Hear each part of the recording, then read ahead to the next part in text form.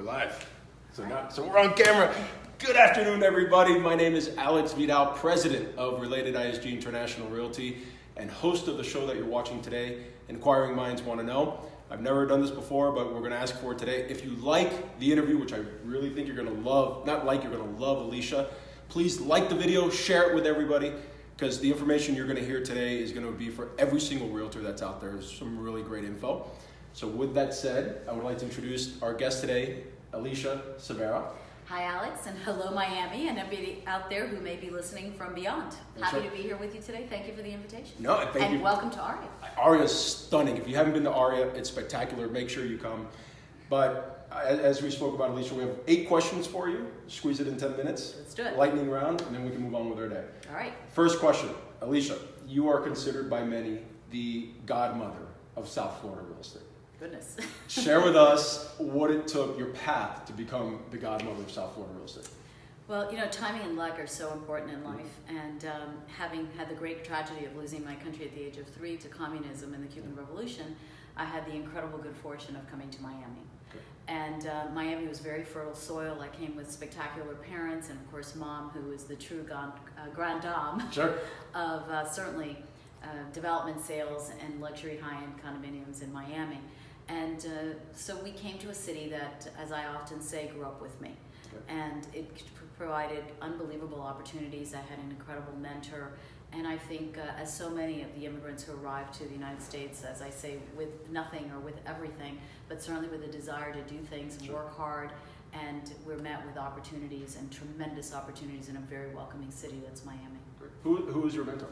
My mom. Your mom? Yeah, Awesome. Absolutely. How cool was that? Yeah, a number one mentor. I think she's been the mentor to a lot of people and gratefully continues to be. That's awesome. Everybody needs a mentor, in my opinion. Agreed. You are a veteran of the South Florida real estate scene. You've pretty much seen it all, done it all. What's your motivation today to keep fighting the fight? I think, again, it's intertwined with our city. The city is so energizing because there's so many things happening. So it's not like, oh, we've done it all at all. We're continuing to grow.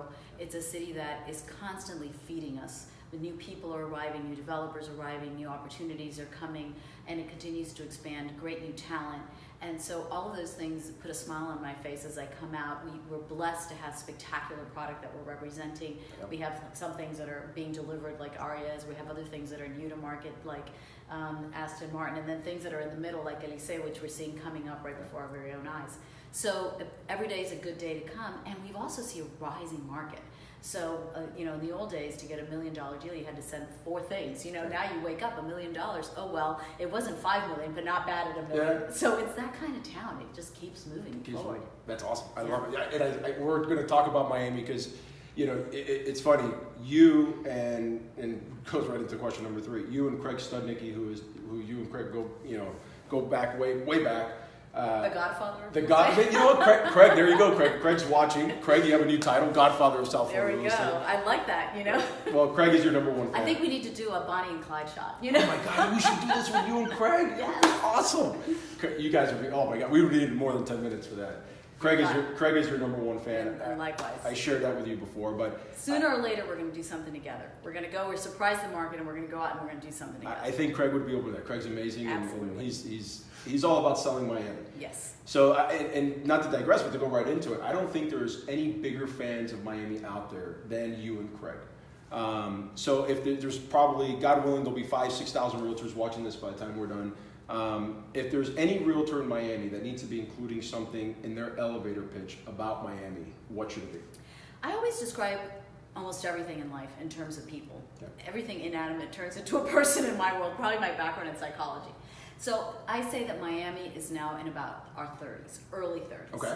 So, and if you're a woman, you have to talk about the male part. That's like the perfect age, right? Because you've come onto your own and you're like super attractive to everybody. The young guys are like, wow, what does she know that I need to know? And the older guys are, wow, she's still young enough that she is a hot baby. Okay. So it's a perfect age. I know I'm womanizing this thing horribly, but I'm very happy to be a woman. Okay. And so it's a great age. It's a very empowering age. And it's an age where you have tremendous experience already, and you have tremendous energy, and you still have your whole life ahead of you. Right. And this is where Miami is. Now that experience and that brings stability. So I'm saying that I don't think we're going to be seeing these busts and these booms that we saw through so many years. What we're going to continue to see is this line that continues to move upward, because the Miami market over time, in spite of the dips, and sometimes they've been severe, but we've also had severe spikes, there's been this line that continuously has moved upward. And I think that the severity of those changes are going to be much smaller, but the continuation of that line is going to continue to accelerate. Because we're such a cool town, and we're young enough to have done it so much better than our predecessors. So everybody loves to talk about New York, and it's a great older sister. But we're the cool younger sister. Got it. And that has a lot of advantages. Awesome. And it's funny you talk about the appreciation that Miami's experienced. One of the things that you guys play a role in and all that, but in selling Miami, when Craig talks about Miami, he talks about over the last 20 years, it came out in our Miami report, Miami has appreciated 9% on average year over year for the last 20 or 25 years. Right, and that continues to happen in spite of all those bumps and bleeps. But the fact that these bumps and bleeps aren't going to be as severe, I think offer a lot more stability to people that are coming into the city of, am I getting it right or am I getting it wrong? You're getting it right. You just have to make sure that you're in for more than a minute. Got it. All right, fair enough. Now, how do you see the personality of Miami evolving, and what does that make you think Miami will look like 5-10 years from now? Well, I hope it looks like more of the same, because I think we look really good right now. So if we can hang on to our core values, and our core values are of inclusion, of openness to new ideas, of Miami is not only colorblind, we're gender blind, we're blind to everything except for the positive energy and creative ideas that people bring to our city. And nobody taught us that. We've always been that. That's organically who we are. And maybe it's the sun and the water and the fact that we don't feel like we have to eat our lunch in half a second, but rather think we can enjoy our lunch and get our job done. And I think that if we hang on to that, then we're going to be exactly in the right place. I love it. Yeah, it's a little older, but looking better than ever. Better than ever, and more experienced and more stabilized. Doesn't mean we don't have our threats along the way. Sure. However, I think our challenge as the personality of the city is to stay the way we are. Okay. Let's not take ourselves too seriously. Let's continue to add positive things, better jobs, more culture, increasing our educational programs, keeping our health centers active and increasing, but adding all of that talent, but without taking ourselves all that seriously and thinking that the world revolves around Miami. The world doesn't revolve around Miami. The world is attracted to Miami. I love it. The world is attracted to Miami. That's a great takeaway. So we talked about the bumps and all that. So two-pronged question. We're coming into the end of 2018. We have only 3 months left. We're about to kick off 2019. What gets you excited about that, and what keeps you up at night about that? So what gets me excited is that I've seen an upward trend this year. Okay. I think that our city and our industry has responded in a very fiscally responsible way to the signs that there may be trouble in paradise, and this is paradise.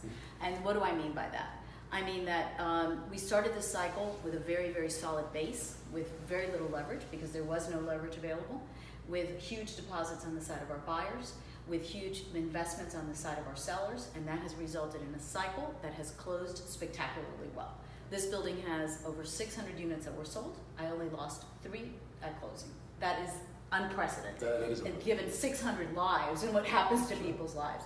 So and not to interrupt, ISG is experiencing the same thing. ISG is, Related is, I think all of the big players are experiencing the same thing. It's a history of success and of stability in our marketplace. The big boys, as I love to call my developers, and I love them all, pulled back and showed restraint and not continued to just develop nilly-willy regardless of the signals they were getting from the market. And the city has continued to grow the population, continue to attract better jobs, and continue to attract buyers. So I think that we're ending this year in a really good note, and I'm very excited about that. Okay, and what about keeping you up at night? This may sound a little corny, but what's keeping me awake at night is this dynamic of lack of ethics that I'm starting to see in some of the leaders in our industry. Got it. And that terrifies me. I think maybe it's because we were smaller, maybe it was, I don't know why, because we've always been competitive. But we've always been competitive with respect, with integrity, and with honor. And it worries me that I'm seeing some really troubling conduct on the part of some people in the business. And I'm really hoping that we hang on to those core values. I hope so too, buddy. Yeah, I think it's very important, and there's no reason not to, because this has been one of the most successful cities in the world as far as real estate goes, and in many, many other ways. And we have done that with a huge measure of integrity, especially within the real estate industry. I think we've set a standard of cooperating with each other and of dealing with each other with authenticity and with respect. All right, great. 2 last questions, guys, and then we'll get you going on your way. We have a lot of women viewers watching the show. We have some really powerful women coming up over the next few weeks. We wanted to kick it off with you. If there's one piece of advice you can give the women watching the show to become a woman power player, what would it be? I think women are incredibly empowered, and I think that we are the taste du jour. Okay. You know, woman power is very in vogue right now. And I think that the most important thing that women can do to stay empowered is to empower the good men around them. Because I believe that we're throwing out the good men with the bad men, and that it's almost difficult to be a good man in the country today.